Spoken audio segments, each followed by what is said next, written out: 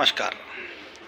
अब से चंद रोज़ पहले मैंने आप लोगों के साथ में एक वीडियो शेयर की थी अथ आर्यालय रेडी मलकपुर में होली के पावन अवसर पर।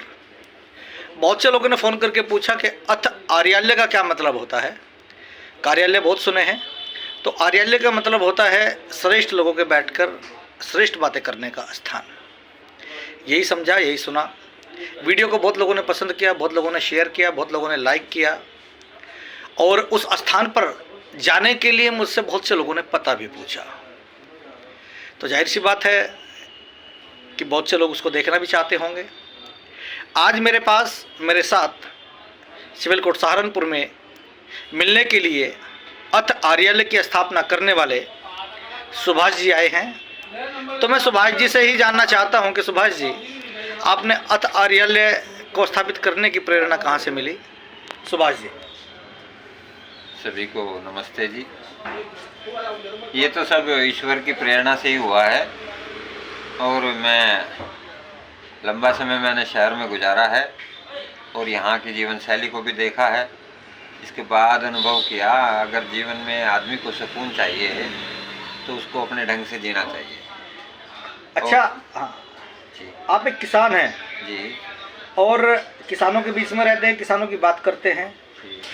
तो और आप एक, मैं अपने श्रोताओं को, दर्शकों को बताना चाहता हूं कि सुभाष जी ने, नरेंद्र जी ने एमए हिंदी से टॉप किया है अपनी क्लास में। बहुत अच्छे हिंदी के शब्दावली को जानते हैं और बहुत अच्छी कविताएं करते हैं, बहुत अच्छी लेखन अक्षमता इनके अंतर्गत है, किसानों के बारे में लिखते हैं। तो मैं अपने दर्शकों को आपकी 4 लाइनें, कुछ जो आपने किसानों के ऊपर लिखी होंगी, वो सुनाना चाहता हूँ कि आप किस तरह का अंदाज आपका है, किसानों के बारे में क्या सोचते हैं। मैं खुद एक किसान हूँ तो अपना अनुभव ही लिखा है मैंने, उसमें से 4 लाइनें आपको सुनाता हूँ। आप लोगों से उम्मीद है कि आप ध्यानपूर्वक सुनेंगे। कि जेठ की दोपहर में चलाते चलाते कुदाल, जब हो जाता हूँ लबोदम।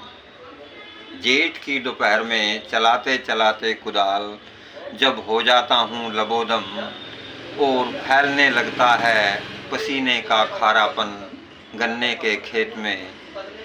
बैठ जाता हूँ पुराने बरगद के नीचे सुस्ताने के वास्ते, और पीकर घड़े का पानी हो जाता हूँ तृप्त अपने ही पूर्वजों की तरह। वाह, धन्यवाद। बहुत अच्छी आपने कविताएं किसानों के ऊपर ये सुनाई हमारे दर्शकों को। तो इसी के साथ साथ जहाँ तक मैंने देखा है कि आपका जो आर्यालय है, उस आर्यालय पर आपने भगवा, तिरंगा और न जाने कितने तरह से एक तरह से सजाया हुआ है, जो एक प्राकृतिक सौंदर्य के बीच में अलग ही एक छटा बिखेरता है। तो मैं जानता हूं कि आप एक राष्ट्रवाद के प्रति भी जागरूक है। तो आपने हमेशा किसानों और जवानों की बात की है, तो जवानों के लिए आपने क्या लिखा है अपनी लेखनी से?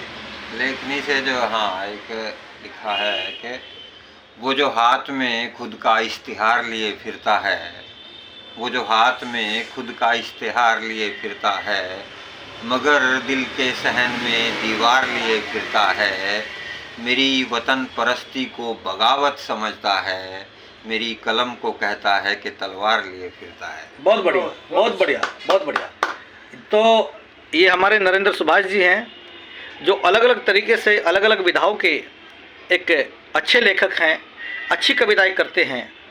मैंने भी कॉलेज टाइम में इनसे बहुत कुछ कविताओं में सहायता ली है, जिनको मैंने मंचों पर मंचन किया है और वहाँ से मैंने बहुत से पुरस्कार भी प्राप्त किए हैं। मंचन के दौरान जब हम स्वरचित कविताएं लिखते थे तो मैं इनसे बहुत सहायता प्राप्त करता था। इनकी लेखनी बहुत सुगढ़ है, ये बहुत कठिन शब्दों का प्रयोग करते हैं और एक ऐसी ही कठिन शब्दों की कविता इनको से मैं सुनना चाहूँगा, जो शायद दर्शकों को भी बार बार सुनने के बाद समझ में आए। तो वो कौन सी लेखन अक्षमता आपके अंदर है, तो वो कविता मैं आपसे सुनना चाहूँगा, अपने दर्शकों को सुनाना चाहूँगा। आदरणीय नरेंद्र सुभाष जी।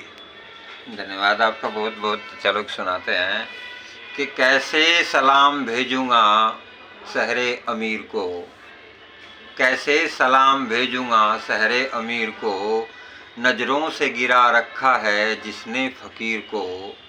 कैसे सलाम भेजूँगा शहरे अमीर को, नजरों से गिरा रखा है जिसने फकीर को, गालिब का लहू आंख से जिनकी नहीं टपका, दावा है उनका जानते हैं हम कबीर को। वाह, बहुत बहुत बढ़िया। तो ये हमारे बीच में नरेंद्र सुभाष जी थे और हमारे इस शो में आपका बार बार स्वागत है। हमारे शो का नाम है अपनी माटी अपने लोग। तो इस शो पर आप आइए, हमें लाइक कमेंट ज़रूर कीजिए और मेरे चैनल को सब्सक्राइब करके हमें हौसला अफजाई दीजिए ताकि हम बार बार आपके बीच में अच्छी वीडियो बनाते रहे। धन्यवाद। जय हिंद, जय भारत।